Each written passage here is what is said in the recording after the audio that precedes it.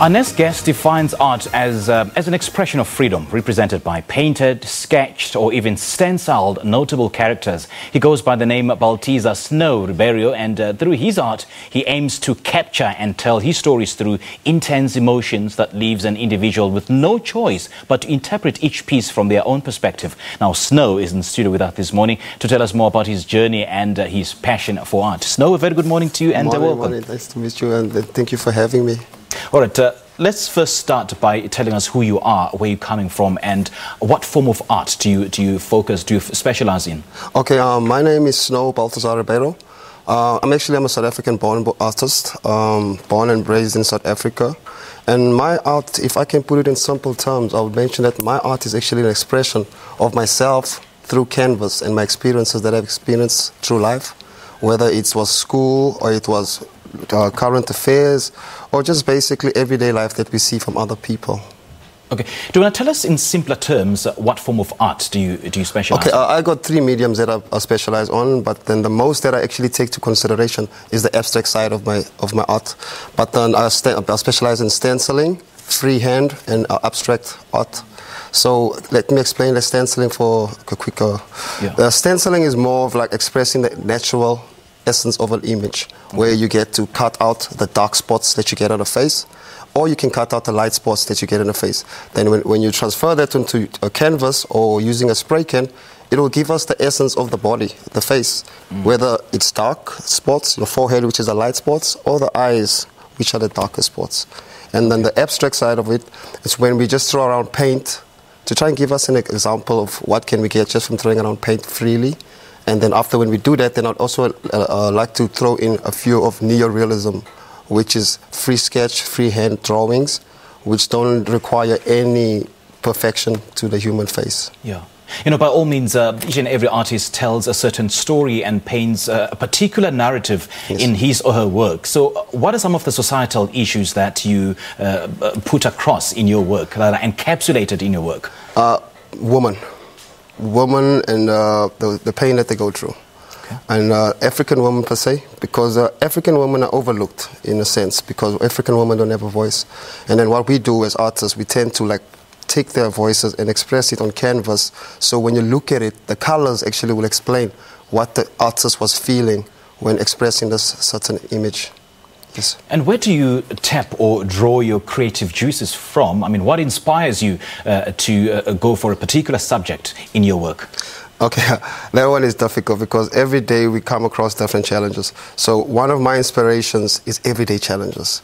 The fact that unemployment is very low, and the fact that not everybody gets to live up to their full potential. So most of my works is inspired by my everyday life, my struggles to be where I am today. Because I'll never paint an image to try and express something that I don't feel. I would mostly express something that I have experienced in the past, or something that I've drawn from other people in their experiences through journey in life.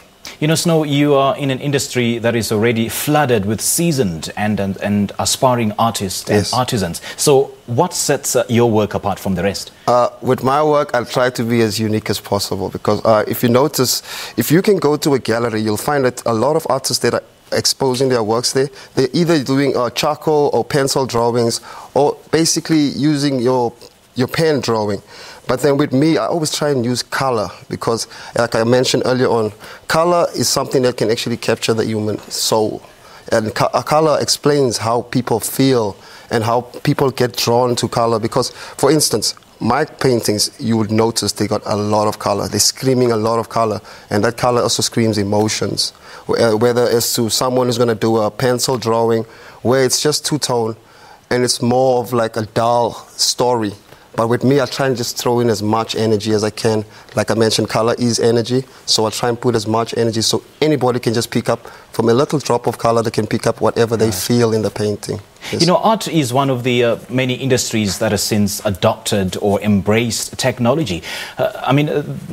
Art in technology, do you get a sense that at some point your art form will be phased out in the near future? No, I wouldn't say that, because we try and keep it as original as possible. We call ourselves street artists.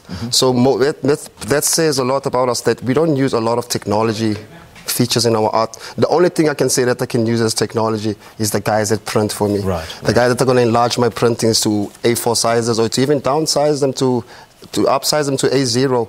But then with us, we don't really use too much technology, so we don't feel like it's going to be a phase at any time soon in our journey to being the greatest artists. We don't use that much technology, so I don't see any factors in that. Okay. And what are some of the currents that you are eyeing and maybe aiming to incorporate into your work? Oh, that is a big one, eh? I would like to incorporate a lot more, because like I mentioned, we as a group of artists, we got a group called Street Artists Collective. And what we do, we like to collaborate with each other in a sense that we're going to come up with a concept where we're going to be having 3 artists on one canvas, and then we share the profits. And that profits help us to even get more of material, because if we collaborate on one painting, and should we sell that, that means your own personal works, when you sell them, you don't have to share the profits with anybody. So in that sense, we help each other reach the bar in a quicker way, instead of you doing it by yourself. Sure. Yes. The year 2019 has just started. What are some of the big projects that you'll be embarking on? Actually, yesterday I was speaking to some people. I'm not going to mention their names. But then they actually got a project for me that I'm going to be busy with them. And they came across our works in Maboneng precinct. We got a beautiful mural that we did in Maboneng. And everybody, when they see that, they always want to know who's the artist behind it. So yesterday I managed to meet up with one of the clients that is actually promising us to give us a beautiful platform for the year. So that's actually a good way to start off the year. Wow, way to go, man. And all the best for the new year. Thank you very much. Thank you so much for coming through. Thank you for having me. All right, it's an absolute pleasure. Thank you. Well, that was Baltizar Snow Ribeiro. He's a fine artist, and he was speaking to us about his artistic career, as well as some of the projects that he'll be working on in the